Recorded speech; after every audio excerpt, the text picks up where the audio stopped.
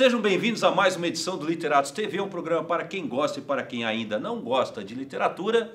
E hoje, o Bom Filho a casa volta, um convidado muito especial, né? Vilto Reis, do site Homo Literatus, um dos maiores sites de literatura do Brasil, que está aqui, né, para me ajudar a falar de um romance muito inusitado chamado Quarteirão Proibido. É isso, Vilto? É verdade, Mike. Fui atraído aí pelos mistérios que giram ao redor desse livro.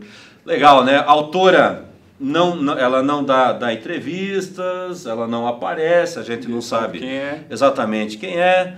O romance, ele brinca, né, com vanguardas e com literatura popular, cinema popular. Ele faz várias referências, mas mesmo quem não entende aquelas referências, ou quem não tem aquelas referências, consegue ir adiante na história, né? A gente não sabe se é literatura... Bom, é literatura porque está escrito, mas poderia ser uma história em quadrinhos, né? Vamos fazer o seguinte, vamos começar com uma sinopse desse negócio aí, para o pessoal entender do que nós estamos falando? Com certeza. O Quarteirão Proibido é um livro que traz um personagem chamado Magritte, que, né, para quem conhece, já pegou uma referência aí. Isso. E ele se veste como as pinturas do Magritte, como as pinturas do Magritte, aquele chapeuzinho coco, né, o guarda-chuva, clássico, né? E esse Magritte, ele tem um companheiro, ou uma companheira, podemos dizer assim, que é uma espécie de action figure de um quadrinho que tem dentro da história, né? As pessoas que convivem naquele mundo do quadrinho, eles consomem muito essa história que é Jeremias. O Jeremias, né? Que é um anão assassino que usa uma katana, uma espada japonesa. E esse anão, né, ele tem duas auxiliares, ele tem duas ajudantes, uma loira e outra morena, né, que é a Lilith e a Nefertiti, que também são referências a personagens bíblicas, mitológicas e tal. E inclusive tem um vilão na história, né, o pregador, né? E as pessoas, elas leem esse quadrinho dentro do livro. Dentro do livro. Porque ele não existe, uma espécie de best-seller de quadrinho. É lá dentro.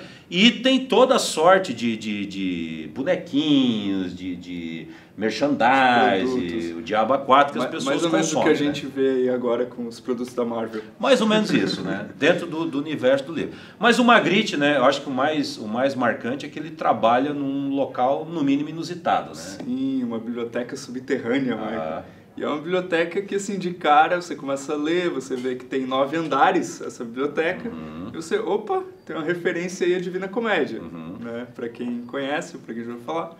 E aí, mas o mote da história, o arranque da história é que acontece um roubo nessa biblioteca, né, Michael? Um roubo. Que uma guerreira, uma mulher, que é treinada, né, em artes marciais, ela invade a biblioteca, ela tá vestindo um cosplay da Lilith, que é a personagem do Jeremias. A personagem, né, do Gibi, e ela poderia ter roubado o livro mais importante da biblioteca, que se chama simplesmente O Livro, com maiúscula.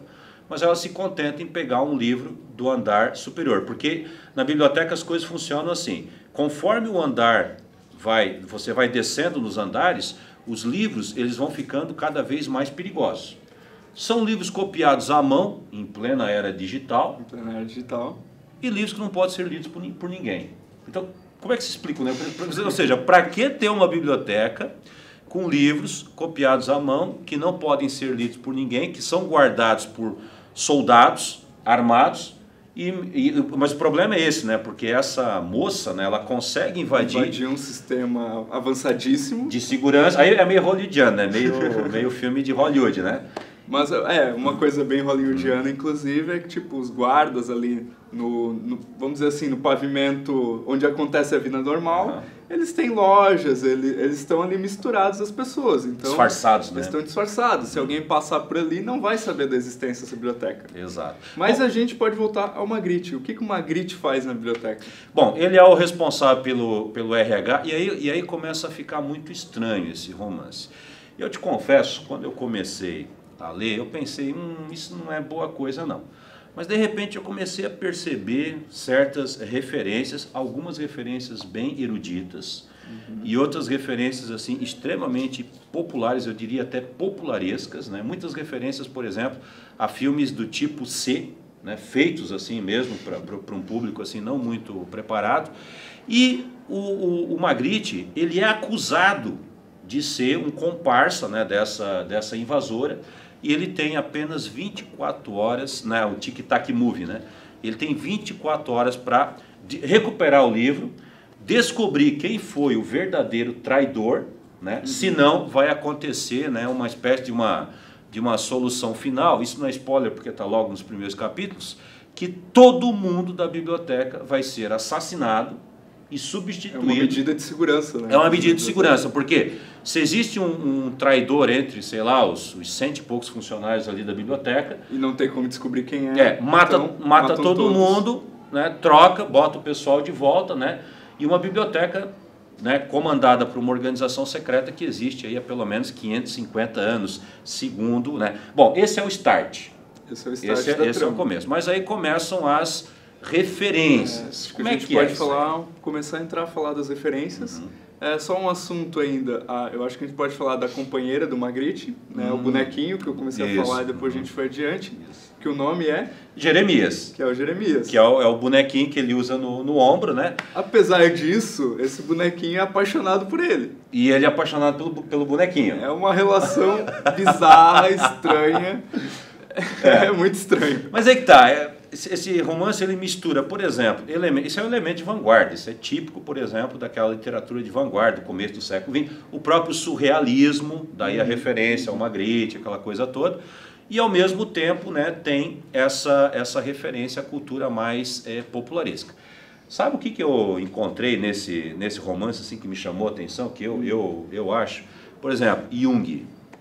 Muita referência à psicologia analítica, né, do Jung. Por exemplo, tem um momento em que o Magritte, ele desce novamente, mas aí é na casa do inimigo, né, ele desce um outro edifício, né, e cada andar vai tendo uma decoração cada vez mais antiga. Por exemplo, ele vai para uma sala que é contemporânea, depois ele vai para uma sala que é tipo Luís XIV, depois ele vai para uma caverna medieval, que é a descrição de um sonho, né, que o Jung fez para o Freud, um sonho famoso do Jung e tal, né? Tem muita referência ali a cartas de tarô, a modelos narrativos, né, coisas que nós vamos falar também mais adiante, né? O que mais chamou sua atenção, Hilton? Eu acho que, assim, se por um lado chama atenção pela quantidade de referências, por outro chama atenção também por esse tom meio, como é que eu posso dizer, talvez burlesco da narrativa, que vai te envolvendo de um jeito e quando tu vê, tu já venceu aquele livro. Certo. Ele é um livro curto, a gente pode dizer que ele é um livro curto, mas o ritmo de leitura dele é muito rápido. É quase um thriller, assim. Certo. Ele é como uma piada em muitos momentos, né? Ele mesmo... Agora, outra coisa ali, ó. Referências à cultura nacional. Por exemplo, tem uma referência forte ao José de Alencar. Porque essa personagem feminina, que é a Lilith, né, no primeiro momento, essa que invade a biblioteca, num determinado momento nós descobrimos, né, que ela se chama Ira Caturama. Aí o outro personagem diz, Ira, tipo Iracema, e a guria ela fica simplesmente possessa, porque ela, Caturama, né, lembra tanto indígena quanto japonês, né? E ela diz o seguinte, olha, eu não quero ser reconhecida como indígena porque eu sou japonesa. Ou seja, dois estratos culturais, né? A autora parece que é de São Paulo, né? Sim, porque ela é muito misteriosa, de São Paulo. Né? Então, quer dizer, dois substratos importantes, né? Duas etnias importantes para a formação cultural do Brasil, seja no passado, seja no presente. E se não fosse essas pequenas referências assim, tu até poderia achar que ela não era brasileira, assim. São pequenas coisas muito bem feitas, muito bem colocadas, quase como se a autora assim, quisesse se posicionar e dizer, apesar de tudo isso que eu escrevi de um jeito legal, eu sou brasileira. Eu sou brasileira, exatamente. Eu achei isso muito interessante. Até por causa dos novos tempos, né? Hoje não tem mais, graças à internet também e outros meios de comunicação, não tem mais essa assim, poxa, eu vou fazer uma literatura nacional, sem contaminação de best-seller. Isso não existe mais, é impossível, né? Não sei nem se já existiu, né? Se pegar um Machado, ele está o tempo todo citando Shakespeare, citando a Bíblia. Né? Mas era uma ideia assim que se tinha, né? Essa coisa mais da pureza e tal. Será que não é por isso que ela está zoando com o José de Alencar? Porque houve um momento, pelo menos, eu concordo com você, eu acho que nunca foi possível você fazer uma cultura pura, Sim. fechada para o mundo. Mas houve algum momento em que certos artistas acreditaram que isso era possível e que isso era correto. Né? Talvez aí esteja, né, essa ideia de brincar com José de Alencar, né, com a Iracema. A última frase do livro, por exemplo, né, sem dar spoiler, porque não é spoiler nenhum, mas é igualzinha à última frase do Guarani. Quer dizer, novamente, né, lá em determinada... Essa eu não tinha pegado. Não, mas eu fiz uma leitura dupla desse livro. Né? Eu li de frente para trás, depois de trás para frente, com o lápis na mão, anotando.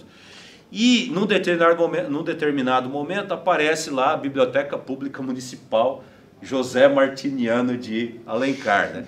Então é assim, são referências ao mundo dos quadrinhos, o próprio Jeremias, né, o personagem, ao mundo do cinema, o cinema de ação, esse feito em Hong Kong e Taiwan, ao mundo da literatura mais erudita, da psicanálise, da psicanálise de linha junguiana principalmente, né? Da filosofia. Toda essa parte da simbologia, né? Que é muito Jung. Né? Muito Jung o tempo todo, né? Ou seja, é um livro que você pode ler em dois níveis, né? Num nível mais superficial, em que você acompanha a historinha, vai se divertindo, né? Se divertir, e num nível mais profundo, em que você começa a fazer, né, relações simbólicas. A gente já comentou brevemente aí sobre a autora, né? Mas existe uma grande interrogação pairando. Porque se você der um Google, como se faz hoje quando você não conhece alguém, você vai lá e bota o nome, você não acha referência sobre ela. E daí, é um pseudônimo, Maico? O que tu acha? Olha, diz ali na orelha do livro, né, que essa senhora, ou essa moça, também a gente não sabe a idade, né, Fernanda Tanizaki, a única coisa que informa é que ela é de São Paulo e que desde a publicação dos primeiros contos, ou seja, não é iniciante exatamente, ela prefere manter o anonimato, ou seja, não tira foto, não dá entrevista, não participa de programa de televisão. Bom, isso me chamou a atenção sobre dois aspectos. O primeiro é que hoje em dia, né, todo mundo quer aparecer, falar o que está fazendo o tempo inteiro, exato, comeu, para onde foi, redes sociais, aquela coisa, e surge aí uma autora, ou será que é um autor? Né? Como saber?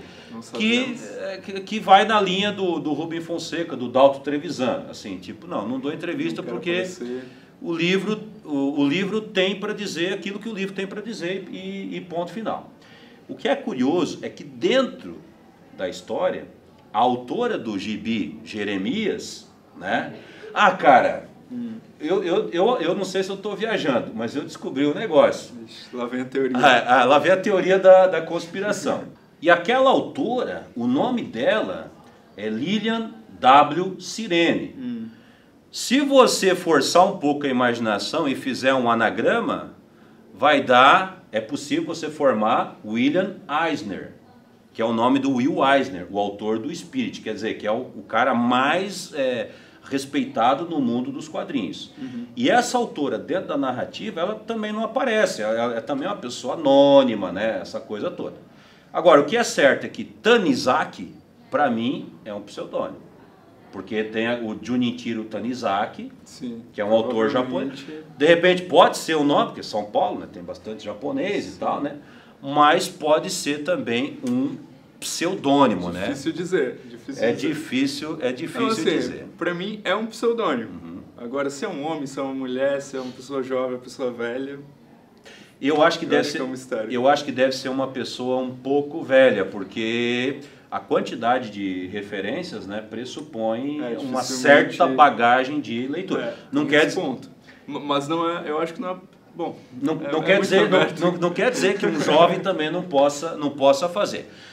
Vilton, é o seguinte, a gente continua falando, né, sobre o Quarteirão Proibido no próximo bloco. Não saia daí.